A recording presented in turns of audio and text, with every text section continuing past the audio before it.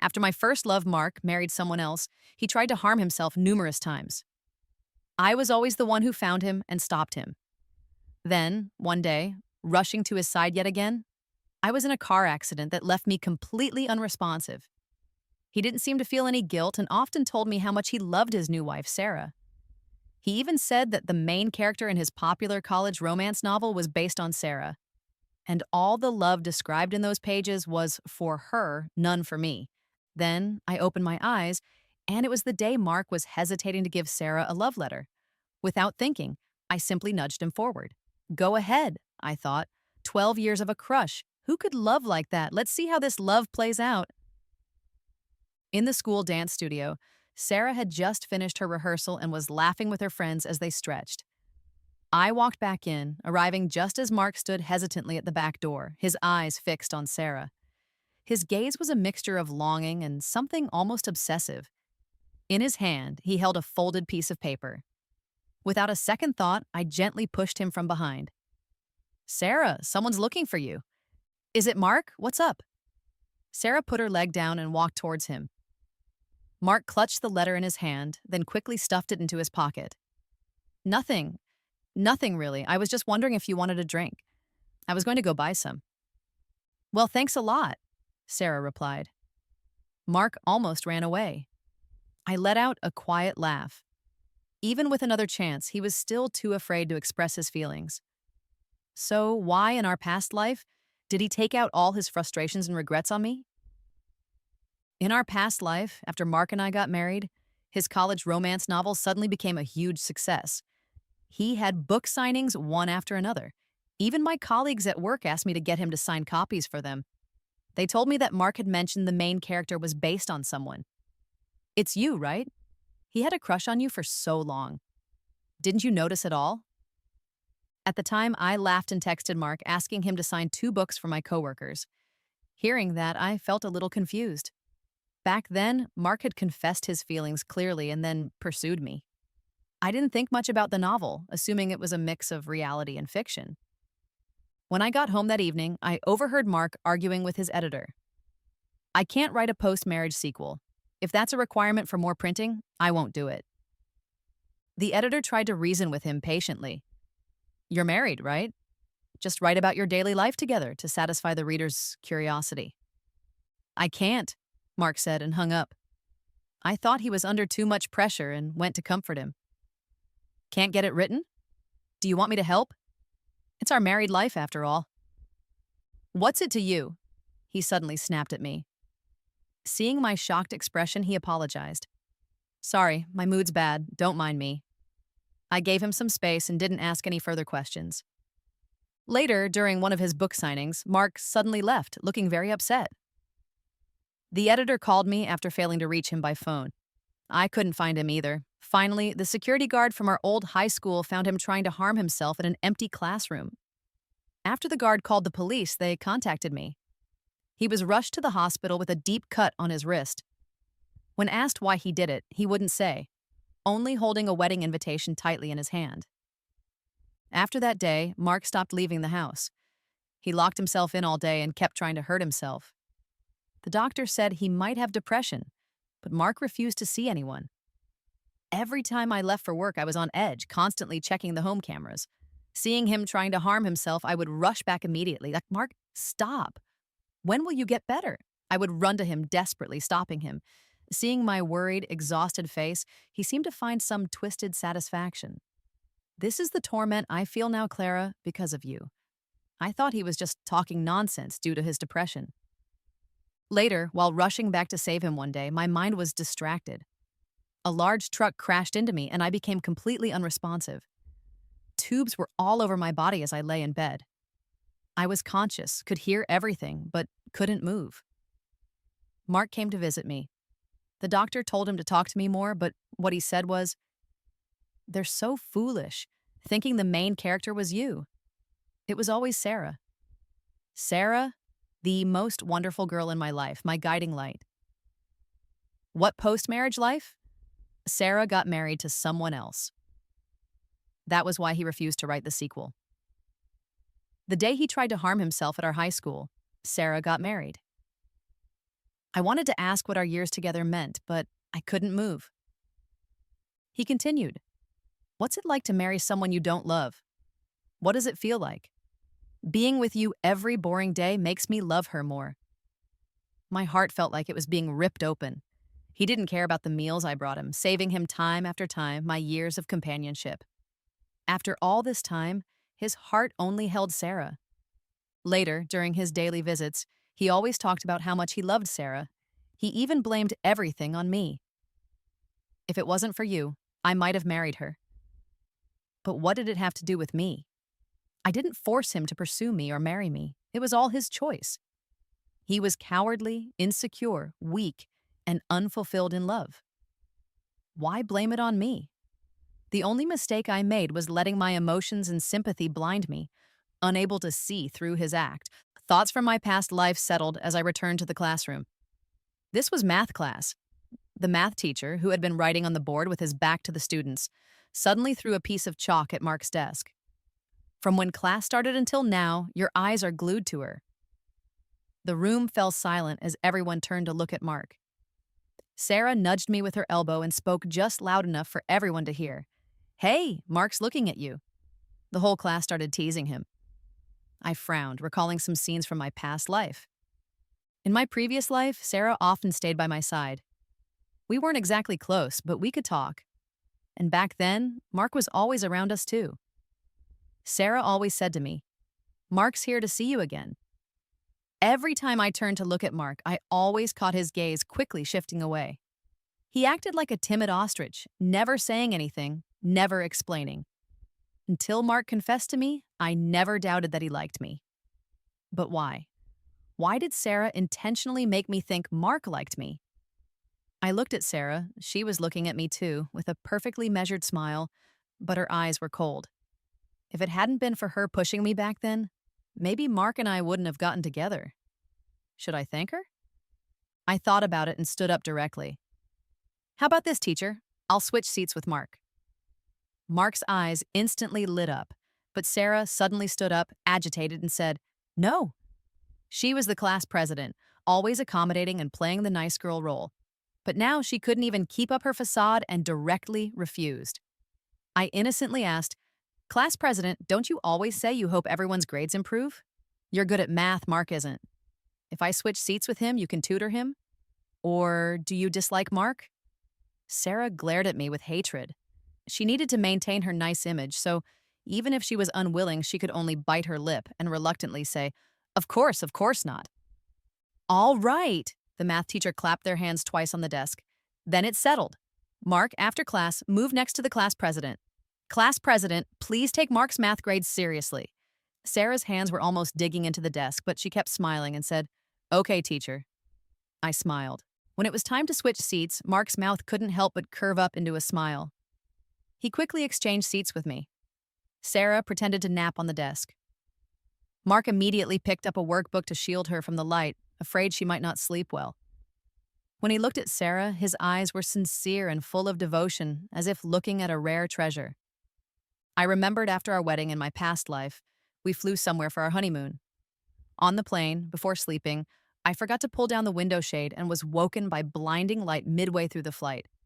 Half jokingly and half pouting, I complained, "Mark, why didn't you pull down the shade for me?" Mark replied indifferently, "I didn't know you were sleeping." How could he not know? I was right beside him. If he'd just turned his head a little, he would have seen I was asleep. So it wasn't that he didn't know, it's that he didn't want to know, didn't care to know. I couldn't help but feel a bit sad. I sniffed and told myself, "Clara, it doesn't matter. It's all in the past. From now on, this person has nothing to do with my life." I withdrew my gaze and picked up my pen to start on my test paper. The next period was supposed to be PE, but the homeroom teacher had just come in and said the PE teacher was on leave. So the period was changed to self-study. Before leaving the classroom, the homeroom teacher turned back and said, "Clara, the student council notified that you need to rehearse for the event hosting after school. Don't forget."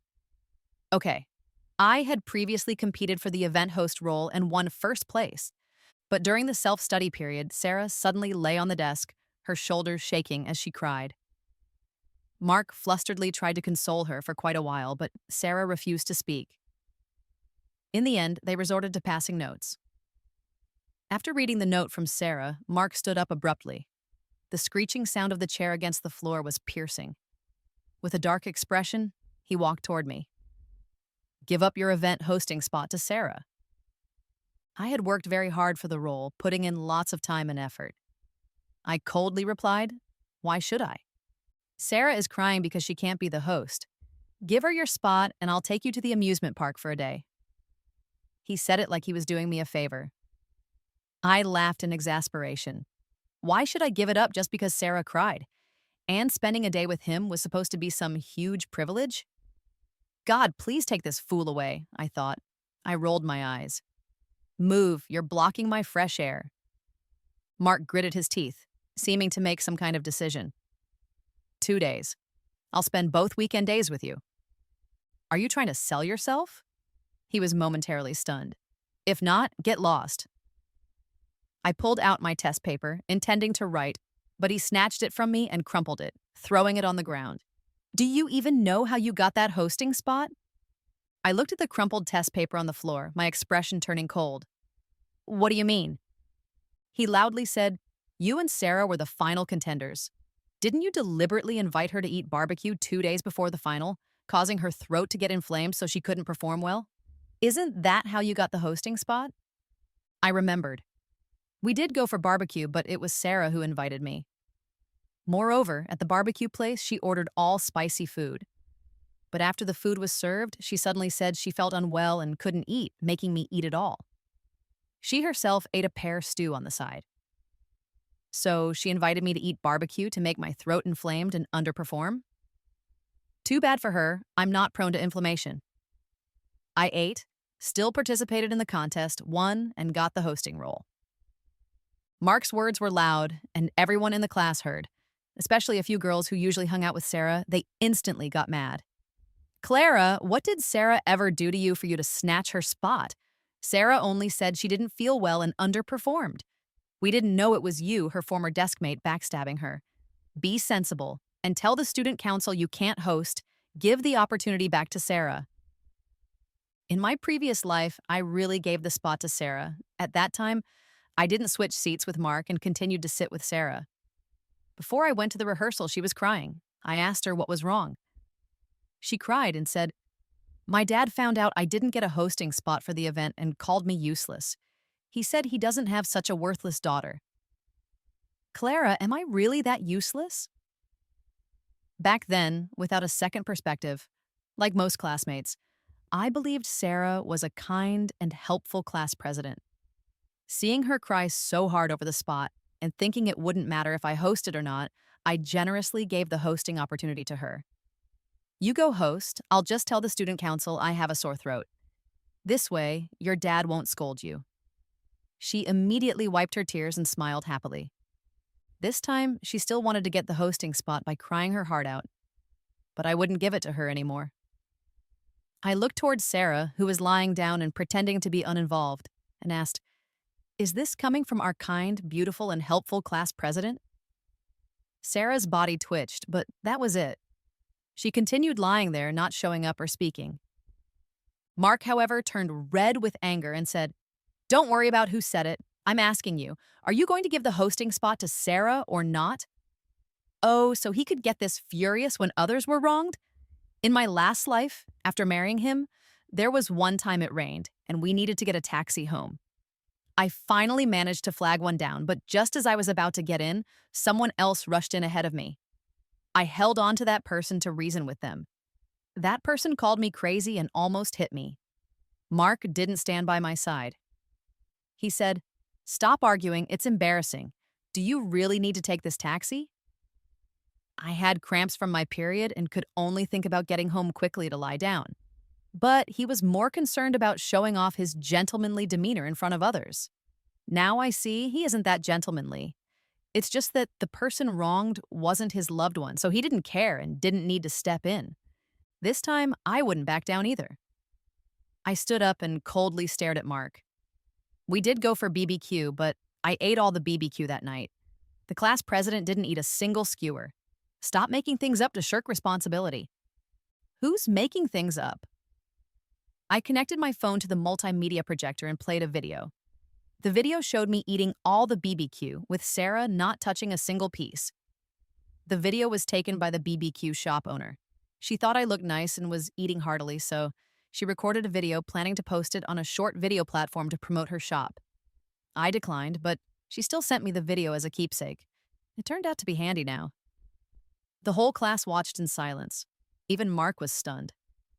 Sarah, who hadn't said a word all along despite being the protagonist, suddenly spoke up.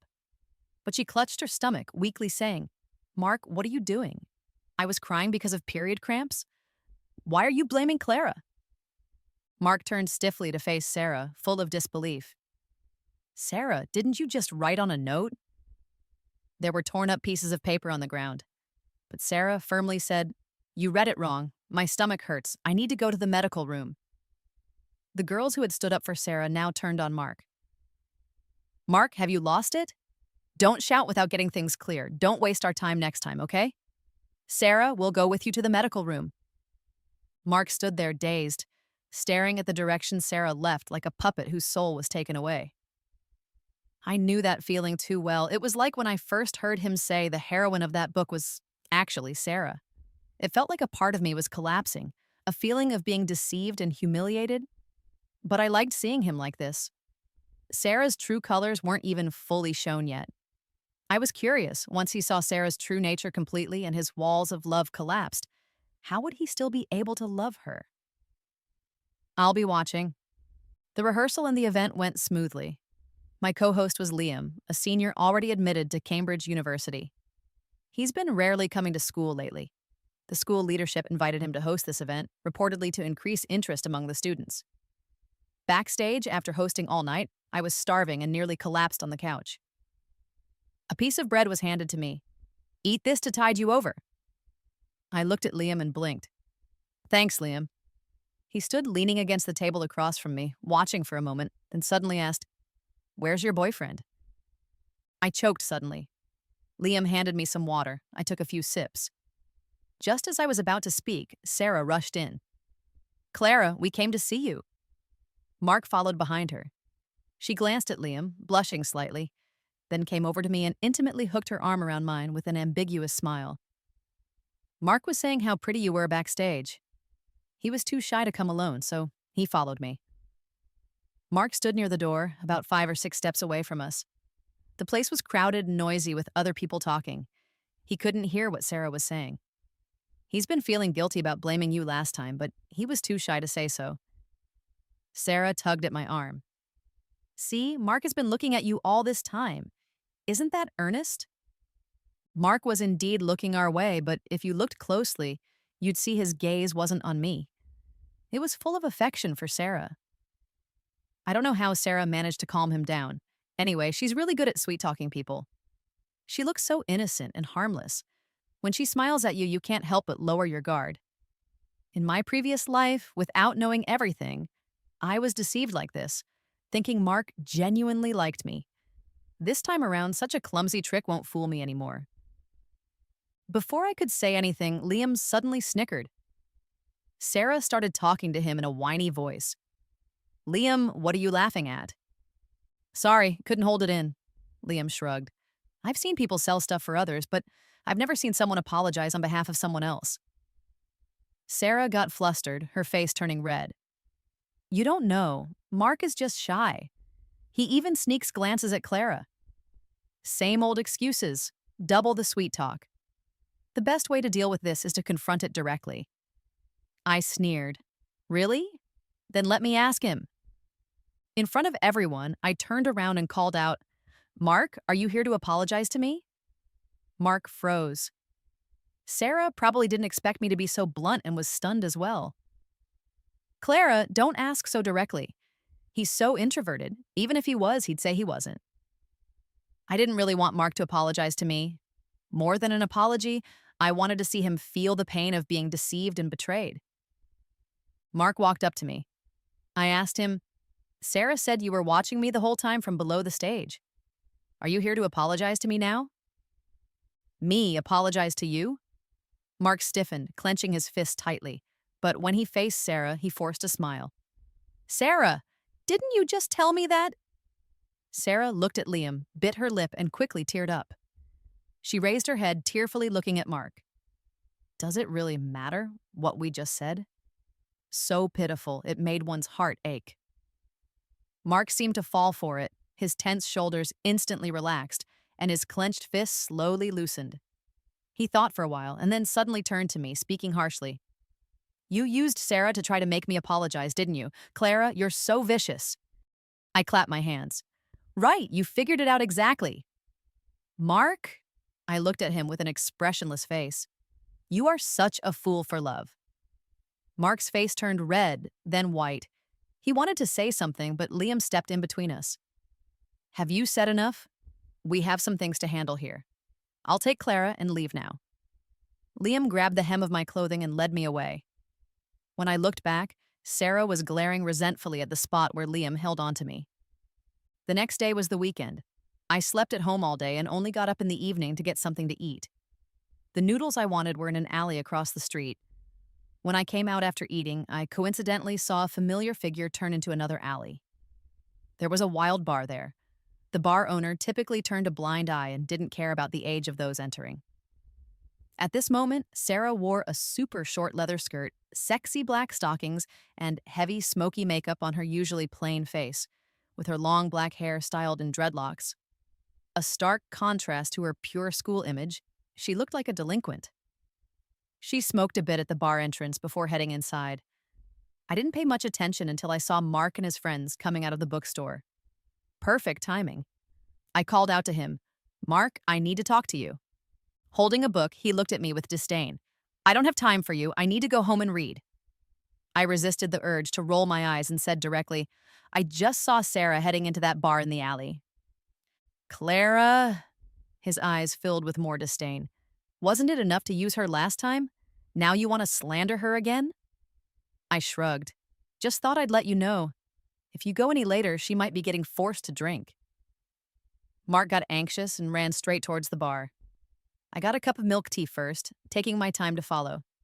I arrived just in time to see Mark being kicked out of the bar by some thugs. Idiot, thinking you're smart with all that reading? Mark clutched his stomach, lying on the ground, yelling at them. You forced Sarah to drink. Don't touch her. They surrounded him, punching and kicking. Mark initially tried to fight back until Sarah appeared before him. She was chewing gum, blowing a bubble. All right, stop hitting him. He's still my classmate. The thugs immediately stopped. Despite being bruised and battered, Mark struggled to get up and reach for Sarah's hand. Sarah, let's go. Sarah pushed his hand away in disgust. Go where? Since you already saw, you should know what to say and not say when back at school.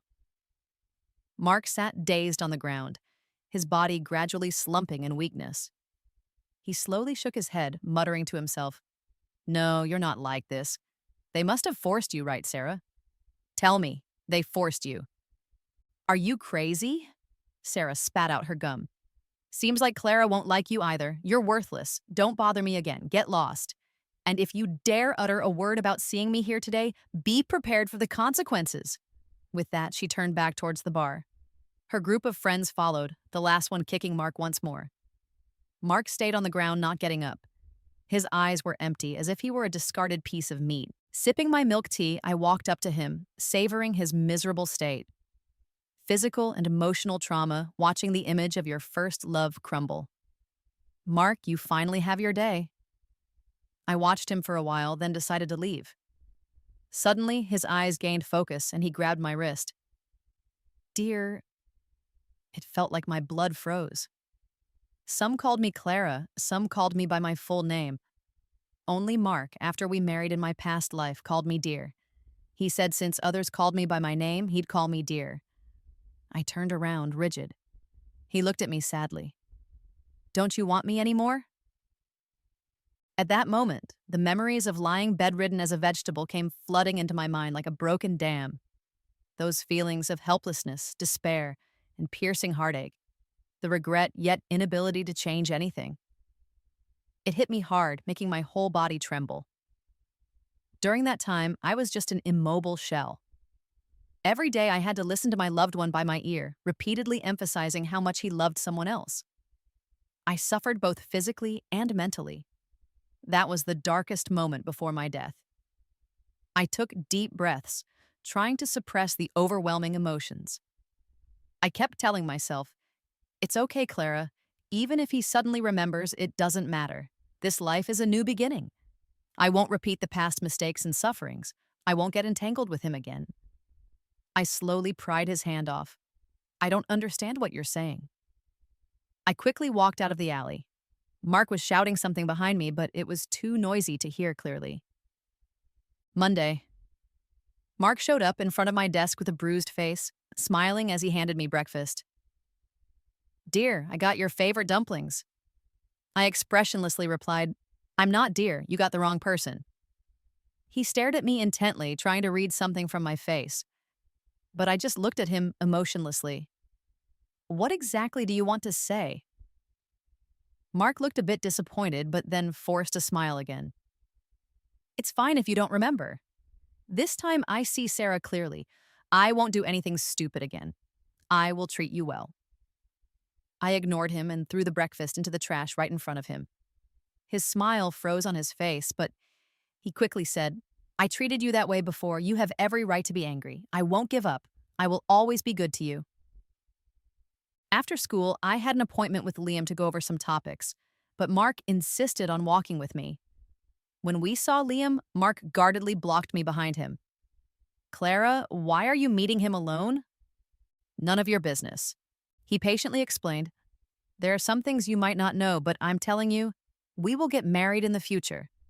When you meet other guys alone, I get jealous. Sometimes I really wanted to call the police." I ignored him and continued listening to Liam's explanations. But Mark kept trying to make his presence known. Even though the AC was on, he insisted on using a test paper to fan me. When he understood the topic, he had to chime in. "I know the answer, Clara. I can explain it to you."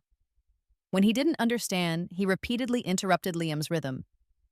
"Clara, are you thirsty? Clara, are you hungry?" Until the desk was piled with drinks and snacks.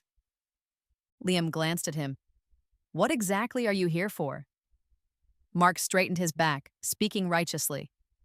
"I'm worried about Clara being alone." Liam replied, "Oh? And what position do you have to worry? As far as I know, you're just a regular classmate of Clara." "We are married! She will be my wife!" A drink suddenly splashed onto Mark. Liam expressionlessly said, "Sorry, my hand slipped." To avoid Mark's harassment, Liam suggested going to his house. His parents were often abroad, so it was usually just him and the housekeeper. Liam lived in a high-end residential area with excellent security, making it hard for outsiders to get in. Mark often got stopped outside the community. After each study session, I would always see a bunch of messages from him.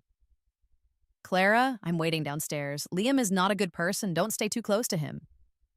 "Clara, if you want to improve your grades, we can go to a tutoring class together. Hire the best tutor, okay?" "Clara, please, just come down and see me." I read them indifferently and tossed my phone aside to continue working on my test papers. During this time, I deliberately avoided Mark. In the classroom, I treated him like a stranger, and after class, I would head directly to Liam for further study. Today I got home a bit late, and it started to drizzle just as I reached the entrance of the community. I didn't have an umbrella, so I had to use my backpack to cover my head and run in. Suddenly, I ran straight into someone. I quickly apologized. "Sorry. Clara." It was Mark. His voice was hoarse, his hair wet from the rain, eyes bloodshot. He grabbed my wrist. "Why are you avoiding me? What's so good about Liam? How can you be with him every day? Don't you know you're supposed to marry me?" "Let go of me." I tried to shake off his hand, but he held on tightly. "Let go. Where are you going? I said you will be my wife." He completely assumed the role of the post-marriage Mark, using force to lock me in, attempting to kiss me. I raised my free hand and slapped him hard across the face. "Get lost." Mark's face turned to the side from the slap. He was silent, but still wouldn't let go of me. The rain poured harder, drenching us both. He suddenly laughed eerily, his open mouth and bloodshot eyes looking terrifying. "I get it. You're avoiding me because of Sarah, right? I get it, I get it. I'll make her pay for bullying you. The next day in class, Mark and Sarah's seats were empty. By the fourth period break, the homeroom teacher, Mr. David, came over with a grave expression.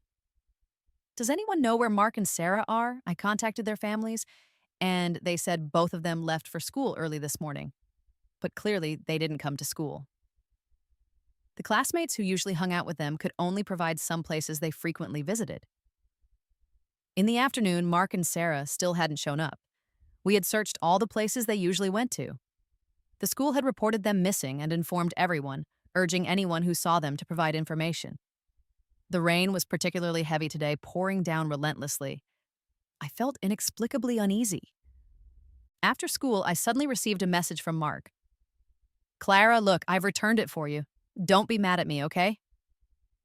In the picture, Sarah's mouth was covered with tape, and her hands and feet were tied with ropes. Her exposed skin had large bruises. She lay on the ground with a painful expression. Clara, come over. I'll have her apologize to you in person. Mark is an extreme person. In his past life, he initially harmed himself for Sarah and later continually self-harmed to torment me. He would use any crazy means to achieve his goals. I squeezed my phone and replied, Where are you? Mark sent an address. Listen, you have to come alone or I don't know what I'll do. After getting the address, I immediately called the police. The police, understanding Mark's personality to some extent, decided I should cooperate to avoid alerting him. They needed me to go to the location Mark specified alone, with the police following in secret. I took a cab there. The rain was so heavy it felt like it would flood the entire city. The raindrops endlessly streamed down the car window, making it hard to see the road. Mark's address was an abandoned warehouse on the outskirts of the city. It was well hidden. The car couldn't get in. I got out of the car and walked a long way to find it. When I entered the warehouse, I was soaked to the skin. Sarah was tied hand and foot, lying bruised and battered on the floor. Mark held a knife close to her neck. He seemed very excited, his eyes gleaming with a twisted light. Clara, listen, I'll make her apologize to you. She apologizes and you'll be with me, okay? He tore off the tape on Sarah's mouth and poured a bucket of cold water on her face. Say what I taught you. Repeat it now. Sarah, tortured to delirium, stared at me for a while, then began to laugh. Is it you? Are you Clara? Do you think Mark really likes you? That's my lie. She seemed a bit unhinged, rambling on. If I didn't trick you, how would you focus on him? How would I make Liam think you had a boyfriend? I'm clearly better than you, so why did Liam notice you? You know, the day Liam got the recommendation, he specifically came to our class. I thought he was looking for me, but he was asking about you. I had no choice but to tell him you had a boyfriend. To make it more convincing, I had to set you up with Mark. But this loser couldn't even attract you and dared to kidnap me. Sarah, hanging out with thugs, was also an extreme and fiery person. She wasn't afraid of being tied up by Mark. Someone I didn't care about, why does he dare to tie me up? So Sarah insisted. I believe Mark liked me because she liked Liam and wanted Liam to think I had a boyfriend. Mark's breathing grew heavy. I told you to apologize, not mention Liam. Who are you? Sarah spat in his face. Dared to order me. This completely infuriated Mark. This Mark wasn't an ordinary high school student. He carried the obsessive and nearly insane traits from his past life. He grabbed Sarah by the throat. I told you, apologize to Clara. Sarah's eyes rolled back as she started to panic a little, her stubbornness faltering. I'm sorry. Mark, ecstatic, released her and walked towards me. Clara, did you hear? She apologized to you. Will you be with me now? I looked down, my voice low. Mark, haven't you done anything wrong? You tortured me with self-harm time and again, and I got hurt on my way home trying to save you. Do you know, when the car hit me, I wasn't worried about myself. I wondered if I couldn't save you this time, what would happen? Mark's face turned deathly pale. Clara, you also remember everything? I continued, Mark, while I lay on the hospital bed, you kept saying how much you loved Sarah. You personally stabbed me over and over until I lost all hope, until I died with immense pain and regret. Now, starting over, you're torturing the girl you once called the most beautiful in your life. Then say you love me. Isn't it ridiculous, Mark? His body completely collapsed, kneeling on the ground. I'm sorry, Clara." The sound of sirens wailed outside. Mark suddenly tightened his grip on the knife. "Don't be angry with me. I'll give you one last gift, okay?" He jumped up and ran toward Sarah, cutting her Achilles tendons. Blood gushed from her feet. Sarah's screams of agony echoed throughout the warehouse. Mark was taken away by the police. Sarah was taken to the ambulance due to her severe injuries. Liam also arrived. He immediately ran to me. "Are you okay? Are you hurt?" I snapped back to reality after a moment and shook my head. "I'm fine." The places where Mark and Sarah used to be were completely empty. Mark was sentenced. Sarah, once a dance student, now had severed tendons, and she would never be able to dance again. She's still recuperating in the hospital. After such a massive blow, her emotions are very unstable. They say she's having some mental issues too. While treating her legs, the psychiatrists are also providing therapy. Liam continues to tutor me every day. He's really strict when it comes to tutoring. When I zone out, his pen taps my head saying, "Are you still planning to apply to Cambridge?" I cover the spot he tapped, frowning. "I know this question." "Oh, then explain it to me." I started off confidently, speaking loudly, then my voice gradually got softer until it was silent. "Liam." "Oh, is that it?" Feeling guilty, I lowered my head. I seemed to be struggling. Liam raised his hand as if to knock me, and I quickly covered my head. Finally, his hand landed gently on my head, patting it a bit, somewhat helpless. "Focus, Clara. You're still a bit away from the Cambridge acceptance line." I could only work even harder on the problems. Of course, Liam was still reasonable during breaks, sometimes even cooking for me himself. Watching his busy figure in the kitchen, I suddenly remembered what Sarah said that day. Liam came looking for me on the day he got his direct admission. But in my past life, because of Sarah's deliberate misguidance, and later on I surrendered the host position to her, we completely missed each other. But it seems, even before that, I hadn't interacted with Liam. So why did he want to come find me? "Liam?" I called him. "How did you know me?" The soup was slowly simmering in the pot, steaming. Liam turned around, leaning against the counter. By the artificial lake at school, there was a girl who was always practicing her scripts with the flowers and plants. Didn't get it right with the grass one day, so the next day she'd tell the grass, "Grass, you didn't perform well yesterday. Today you're punished to stay alone for a day. I'm going to find your sister, Miss Flower." She didn't even spare the artificial swans. When the swans came ashore, she insisted on chasing them to read to them, almost plucking their feathers. At first, I was confused listening to this, but then the more I listened, the more my ears turned red. That person seemed to be me. At that time, I was interested in broadcast hosting, but worried I'd disturb my roommates practicing in the dorm, so I went to the secluded corners of the school. I thought there was no one there. Liam chuckled. There was no one, but people could see from the building. He was practicing for competitions, very tired. During breaks, he often saw a girl by the artificial lake chasing swans.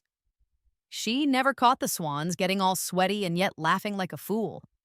He couldn't help but smile, too. The fatigue from practicing seemed to lessen a lot at that moment. Later, watching her chase swans became a daily routine. Until the competition ended, he got the direct admission and found out the girl's name was Clara. Sadly, it seemed the girl had a boyfriend. When the principal called to invite him back to host the event, he wasn't very interested until the principal mentioned that the partner was named Clara. Liam looked at me and said, "I thought leaving some kind of memory with you would be nice, even if it's just co-hosting." Luckily, he suddenly smiled. His eyes were very gentle.